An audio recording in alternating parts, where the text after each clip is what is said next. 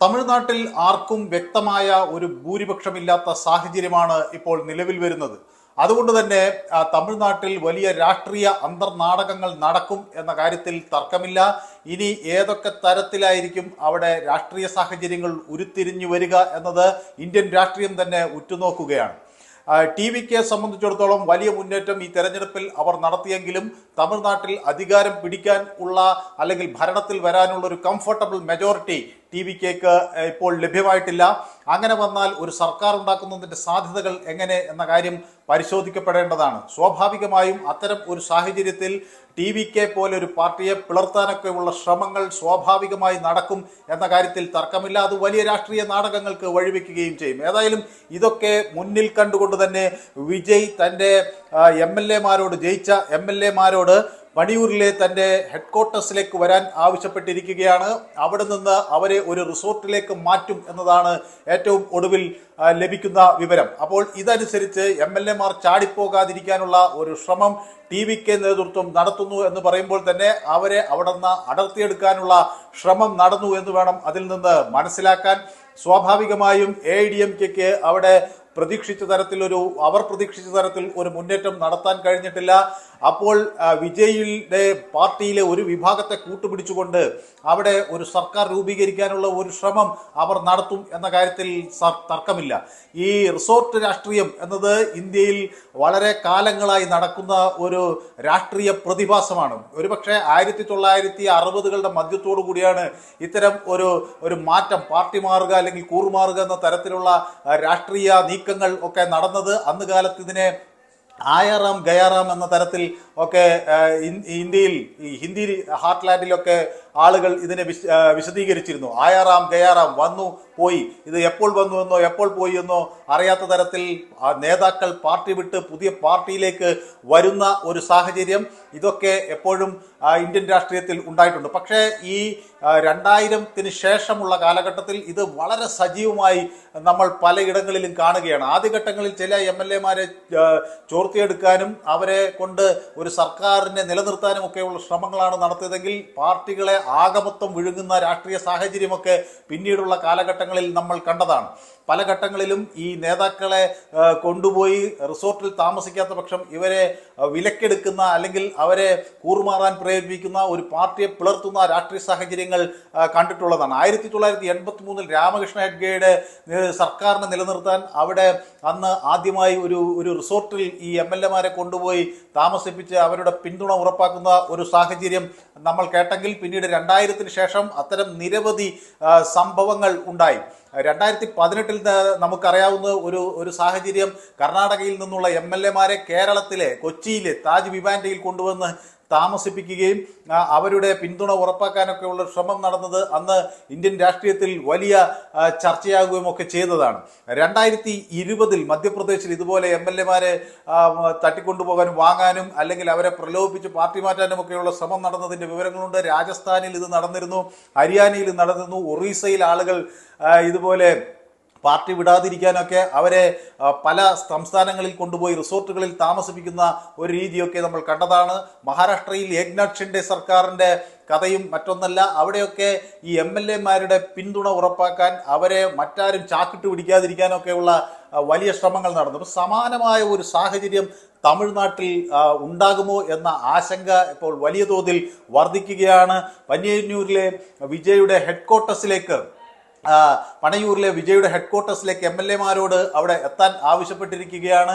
അവരെ പിന്നീട് ഒരു രഹസ്യ കേന്ദ്രത്തിലേക്ക് മാറ്റുമെന്ന കാര്യത്തിൽ തർക്കമില്ല. കാരണം സർക്കാർ രൂപീകരിക്കാനുള്ള ശ്രമങ്ങൾ നടക്കുമ്പോൾ അവരെ അടർത്തിയെടുക്കാനുള്ള ഒരു നീക്കമുണ്ടാകും എന്ന കാര്യത്തിൽ തർക്കമില്ല. പക്ഷേ എത്ര കാലം വിജയ്ക്ക് ഇവരെ ഇങ്ങനെ റിസോർട്ടിൽ കൊണ്ടുപോയി താമസിപ്പിച്ച് അവരെ ഈ മറ്റാരെങ്കിലും ചാക്കിട്ട് പിടിച്ചു കൊണ്ടുപോകുന്ന സാഹചര്യം ഒഴിവാക്കാൻ കഴിയും എന്ന കാര്യത്തിൽ ആർക്കും ഒരു ഉറപ്പില്ല. കാരണം ഈ വിജയുടെ പാർട്ടിയിലേക്ക് വന്നിട്ടുള്ള വലിയൊരു വിഭാഗം നേതാക്കൾ പലതരത്തിൽ മറ്റു പാർട്ടികളിൽ നിന്നൊക്കെ അസംതൃപ്തരായി സീറ്റുകൾ ലഭിക്കാതെയൊക്കെ പാർട്ടി മാറി വന്നവരും ഒക്കെയാണ്.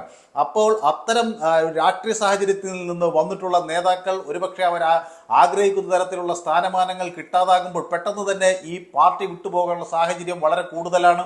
സ്വാഭാവികമായും നമ്മൾ സാധാരണ കേട്ടിട്ടുള്ള കോൺഗ്രസ് പാർട്ടിയോ അല്ലെങ്കിൽ CPM ഒക്കെ പോലുള്ള പാർട്ടികളിൽ അത് ഒരു രാഷ്ട്രീയ ആശയത്തിൽ വിശ്വസിച്ച ആളുകൾ വരുന്ന ഒരു സാഹചര്യം അല്ല TVKയിലുള്ളത്. അവർക്ക് അങ്ങനെ ഒരു പ്രത്യേക ഒരു രാഷ്ട്രീയ ഐഡിയോളജി എന്ന തരത്തിൽ എടുത്തു കാണിക്കാനില്ല. നിലവിലെ സർക്കാരിൻ്റെ കുറ്റങ്ങൾ കണ്ടുപിടിച്ച് അത് വിമർശിച്ച് ജനങ്ങൾക്ക് കൂടുതൽ ക്ഷേമം നൽകും എന്നുള്ള പ്രഖ്യാപനങ്ങളൊക്കെ നടത്തിയിട്ടുള്ള ഒരു ആശയധാര മാത്രമാണ് TVKക്കുള്ളത്. അപ്പോൾ അങ്ങനെയുള്ള ഒരു പാർട്ടിക്ക് ഇനി എന്ത് മാറ്റം വരുത്താൻ കഴിയും എന്നത് വലിയ ഗൗരവമേറിയ വിഷയമാണ്. കാരണം ഈ അണികളെ പിടിച്ചു നിർത്താൻ, ഈ അതുപോലെ തന്നെ MLA-മാരെ പിടിച്ചു നിർത്താൻ അവർക്ക് എന്തൊക്കെ പ്രലോഭനങ്ങൾ ഉണ്ടാകുമ്പോൾ അവർക്ക് അതിനെയൊക്കെ അതിജീവിക്കാൻ പാർട്ടിക്ക് എന്ത് ചെയ്യാൻ കഴിയും എന്നത് വലിയ ഒരു ചോദ്യചിഹ്നമാണ്.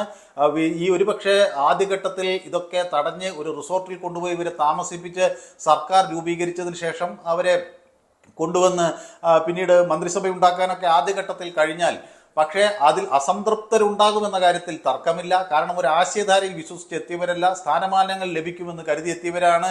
ചിലരൊക്കെ നിലവിലെ രാഷ്ട്രീയ സാഹചര്യത്തെ മുതലെടുക്കാമെന്ന് കരുതി എത്തിയവരാണ്. മാത്രമല്ല വിജയുടെ ഒരു ജനപ്രീതിയെ തങ്ങൾ കൂടി പ്രയോജനപ്പെടുത്തി ഇനി ഒരു പുതിയ രാഷ്ട്രീയ സാധ്യതകൾ ആരായിഞ്ഞ് വന്നവരൊക്കെയാണ്. അപ്പോൾ ഇവർക്ക് ഇനി ഉള്ള ഒരു കാലത്ത് എന്ത് നിലപാടുണ്ടാകും എന്ന കാര്യത്തിൽ ഒരു വ്യക്തതയില്ല. പാർട്ടി മാറുന്നത് പലരെ സംബന്ധിച്ചിടത്തോളം വളരെ എളുപ്പമുള്ള ഒരു കാര്യമാണ്. അപ്പോൾ ഈ പാർട്ടിക്കകത്തു നിന്ന് തന്നെ വലിയൊരു വിഭാഗത്തെ അടർത്തി ഒരു സബ് ഗ്രൂപ്പ് ഉണ്ടാക്കി അത് ഈ കൂറുമാറ്റ നിയമങ്ങളെ അതിജീവിക്കാൻ കഴിയുന്ന തരത്തിലൊക്കെ എന്തെങ്കിലും നീക്കം നടത്താൻ കഴിയുമോ എന്നൊക്കെയുള്ള ഒരു പരീക്ഷണം നടക്കുമെന്ന കാര്യത്തിൽ സംശയമില്ല. അത് ഒരുപക്ഷെ ആദ്യഘട്ടത്തിൽ ഉണ്ടായെന്ന് വരില്ല. നമുക്കറിയാം, മഹാരാഷ്ട്രയിൽ 31 മാസങ്ങൾക്ക് ശേഷമാണ് അവിടെ ഒരു സർക്കാർ ഇതുപോലെ ഇത്തരത്തിൽ അടർത്തിയെടുത്ത് വീഴ്ത്തുന്ന ഒരു സ്ഥിതിവിശേഷം ഉണ്ടായത്. അപ്പോൾ സമാനമായ രീതിയിൽ ഒരു വർഷമോ അല്ലെങ്കിൽ അതിനകത്ത് 5-6 മാസങ്ങൾ കഴിയുമ്പോഴോ ഇത്തരത്തിൽ പാർട്ടിക്കകത്ത് നിന്ന് TVKയിൽ നിന്ന് ആളുകളെ അടർത്തിയെടുത്ത് കൊണ്ടുപോകാനുള്ള ശ്രമം നിരന്തരമായി നടക്കും. അങ്ങനെ വന്നാൽ അത് വലിയ ഒരു ക്ഷീണം ചെയ്യും. വിജയെ സംബന്ധിച്ചിടത്തോളം ഭരണപരിചയം ഇല്ലാത്ത ഒരു നേതാവാണ്. ആദ്യമായാണ് വിജയ് ഒരു തെരഞ്ഞെടുപ്പിന് നേരിടുന്നത്. കന്യാംഗത്തിൽ തന്നെ വലിയ വിജയം നേടുന്നു. പക്ഷേ ഒരു കംഫർട്ടബിൾ മാർജിൻ എന്ന നിലയ്ക്ക് വിജയ്ക്ക് ഇല്ല. പക്ഷേ കന്യാംഗത്തിൽ വലിയ വിജയം വിജയ്ക്ക് സ്വന്തമാക്കി എടുക്കാൻ കഴിഞ്ഞു. അത് പല എക്സിറ്റ് പോളുകൾ പ്രവചിച്ച തരത്തിൽ തന്നെ വലിയ തോതിൽ മുന്നേറാൻ കഴിഞ്ഞു. പക്ഷേ ഒരു സർക്കാർ ഉണ്ടാക്കാൻ ഉള്ള അല്ലെങ്കിൽ സർക്കാരിനെ തുടർച്ചയായി നിലനിർത്താൻ ഉള്ള ഒരു കംഫർട്ടബിൾ മെജോറിറ്റി ഇല്ല. അത് വിജയെ സംബന്ധിച്ചിടത്തോളം അല്ലെങ്കിൽ TVK സംബന്ധിച്ചിടത്തോളം ഒരു പ്രധാന വെല്ലുവിളിയാണ്. ഏത് ഘട്ടങ്ങളിലും അസംതൃപ്തർ കൂട്ടം കൂടാം, അസംതൃപ്തർ അവിടെ സഖ്യമായി മാറാം, അവർ പാർട്ടിയെ പിളർക്കുന്ന തരത്തിലേക്ക് നീങ്ങാം. അതിൽ ഒരുപക്ഷെ അത്തരം ആളുകളെ പ്രലോഭിപ്പിക്കാനൊക്കെയുള്ള ശ്രമങ്ങൾ മറുപക്ഷത്തു നിന്ന് ഉണ്ടാകും. സ്വാഭാവികമായി ADMK ഇത്തരം പ്രവണതകൾ കാണിക്കാത്തൊരു പാർട്ടിയാണ് എന്നാണ് പൊതുവെ പറഞ്ഞിട്ടുള്ളത്. പക്ഷേ NDA സംബന്ധിച്ചിടത്തോളം ഇത്തരം ഒട്ടനവധി അനുഭവങ്ങൾ നേരത്തെ ഉണ്ട്. സ്വാഭാവികമായും ആ വഴി ആലോചിക്കാതിരിക്കില്ല. ഈ തെരഞ്ഞെടുപ്പ് ഫലങ്ങൾ പുറത്തു വരുമ്പോൾ പ്രധാനമായും ഇപ്പോൾ ബംഗാളിൽ വലിയ നേട്ടം NDA സഖ്യത്തിന് നേടാൻ കഴിഞ്ഞു, അല്ലെങ്കിൽ ആസാമിൽ നേടാൻ കഴിഞ്ഞു. പുതുച്ചേരിയിലും അവർക്ക് അവരുടേതായ ഒരു സാഹചര്യം ഉരുത്തിരിഞ്ഞു വരും എന്ന നിലപാടിലാണ്. പക്ഷേ തമിഴ്നാട്ടിൽ അവർ പ്രതീക്ഷിച്ച ഒരു നേട്ടം ഉണ്ടായിട്ടില്ല. സ്വാഭാവികമായും ആ തമിഴക രാഷ്ട്രീയത്തിൽ മാറ്റങ്ങൾ വരുത്താൻ അവർ ശ്രമിക്കും.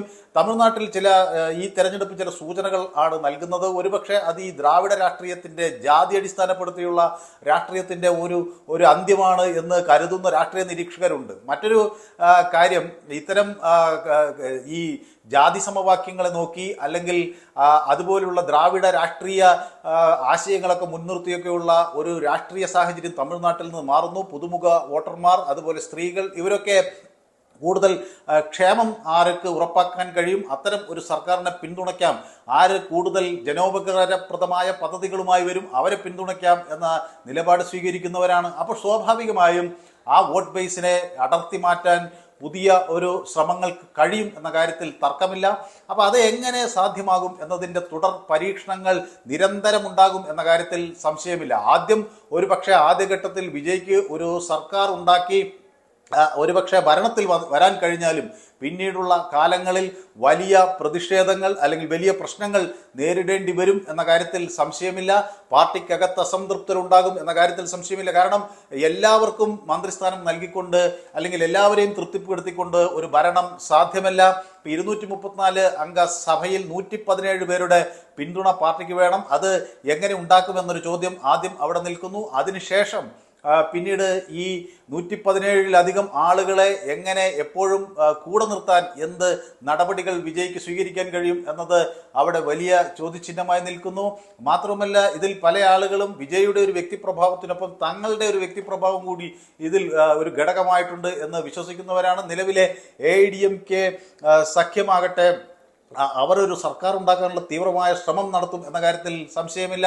DMK സർക്കാരിനോടുള്ള ഒരു വലിയ വിയോജിപ്പാണ് ഈ തെരഞ്ഞെടുപ്പിൽ പ്രതിഫലിച്ചത് എന്ന് ചിലരെങ്കിലും അങ്ങനെ കരുതുന്നുണ്ട്. സ്വാഭാവികമായും ഒരു AIDMK അനുകൂല രാഷ്ട്രീയ സാഹചര്യം സൃഷ്ടിച്ചെടുക്കാൻ വിജയുടെ പാർട്ടിയിൽ നിന്ന് എത്ര പേരെ അടർത്തിയെടുക്കാൻ കഴിയും എന്നൊക്കെയുള്ള പരിശോധനകൾ സ്വാഭാവികമായി നടക്കും. അങ്ങനെ നടന്നില്ലെങ്കിലേ അതിൽ അത്ഭുതപ്പെടാനുള്ളൂ.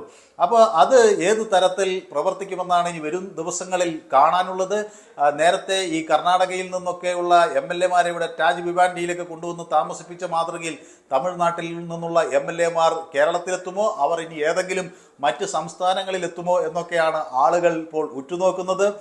എന്തായാലും വിജയ് അവരെ എല്ലാം പണയൂരിലെ ഹെഡ്ക്വാർട്ടേഴ്സിലേക്ക് വരാൻ ആവശ്യപ്പെട്ടിരിക്കുന്നു. അവിടെ നിന്ന് ഇനി അവർ അടുത്ത തുടർ നീക്കങ്ങളൊക്കെ ആലോചിക്കുമായിരിക്കും. പക്ഷേ ഈ എത്ര കാലം ഇങ്ങനെ ആളുകളെ ഹെഡ്ക്വാർട്ടേഴ്സിൽ ഒളിപ്പിച്ചിരുത്തി, റിസോർട്ടുകളിൽ ഒളിപ്പിച്ചിരുത്തി ഒരു രാഷ്ട്രീയ പ്രസ്ഥാനത്തെ മുന്നോട്ട് കൊണ്ടുപോകാനാകുമെന്ന വലിയ ഒരു ചോദ്യം അവിടെ നിൽക്കുകയാണ്. കാരണം ഒരു ആശയധാരയുടെ അടിസ്ഥാനത്തിൽ ഒരു രാഷ്ട്രീയ പാർട്ടി ഉണ്ടാകുകയും അല്ലെങ്കിൽ അതിൽ നിന്ന് വിദ്യാർത്ഥി പ്രവർത്തകരായി വിദ്യാർത്ഥി രാഷ്ട്രീയ യുവജന രാഷ്ട്രീയ പ്രസ്ഥാനങ്ങളിലൂടെയൊക്കെ വന്ന് അതിൻ്റെ നേതൃത്വത്തിലേക്ക് ആളുകൾ വരുന്നതിൽ നിന്ന് വ്യത്യസ്തമായി ഇവിടെ ഒരു രാഷ്ട്രീയ സാഹചര്യം മുതലാക്കിയും മറ്റ് പല പാർട്ടികളിലെയും ഒക്കെ അസംതൃപ്തരായ ആളുകൾ നിലവിലെ സർക്കാരിനോട് അസംതൃപ്തിയുള്ള ജനങ്ങളുടെ വോട്ട് ശേഖരിച്ചുകൊണ്ട് അധികാരത്തിൽ വരുമ്പോൾ അത് ഒരു സുസ്ഥിര ഭരണം തമിഴ്നാടിന് കാഴ്ചവെക്കും എന്ന് വിശ്വസിക്കാനാവില്ല.